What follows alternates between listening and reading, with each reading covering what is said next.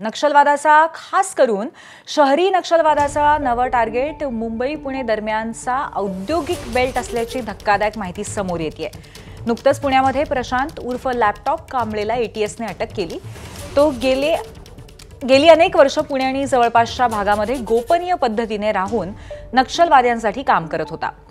याविषयी महाराष्ट्राच्या नक्षलविरोधी ऑपरेशनचे विशेष पोलीस महानिरीक्षक संदीप पाटील यांच्याशी संवाद साधलाय आमच्या प्रतिनिधींनी। महाराष्ट्राचे अँटी नक्सल ऑपरेशनचे special IG Sandeep Patil sir आहे। सर, प्रशांत कांबळे हा फक्त शहरी भागातच नव्हे तर एकेकाळी तो जंगलामध्येही सक्रिय होता। त्याची अटक कोणत्या पार्श्वभूमीवर झाली आणि गेले काही वर्ष तो कुठं बेपत्ता होता?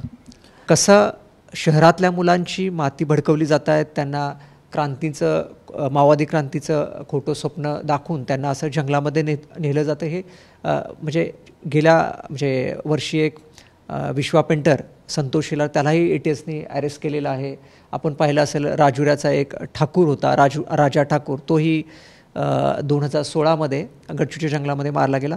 अशी अनेक मुलं नॉर्मल शहरी भागातून वेगवेगळ्या ज्या आपल्या फ्रंटल ऑर्गनायझेशन्स आहेत त्याच्या इन्फ्लुअन्स खाली येतात आणि मग त्यांना म्हणजे लष्करी कार्यच आहे जे आपण म्हणतो की शहरी माओवाद। तर लष्करी कार्यामध्ये रिक्रुटमेंट हे फार महत्त्वाचं लष्करी कार्य आहे की इकडून तरुण भरती करून त्यांना जंगलामध्ये लढायला पाठवणं आणि त्याचबरोबर लॉजिस्टिक सपोर्ट। आणि हा लॅपटॉप आणि कम्प्युटर रिपेअर करण्यात एक्सपर्ट होता, त्यामुळे त्यांचे जे सिनियर कॅडर आहेत किंवा त्यांचं जे टेक्निकल सिस्टम होतं त्यामध्ये तो चांगलं काम करत होता। एबीपी माझा, उघडा डोळे बघा नीट।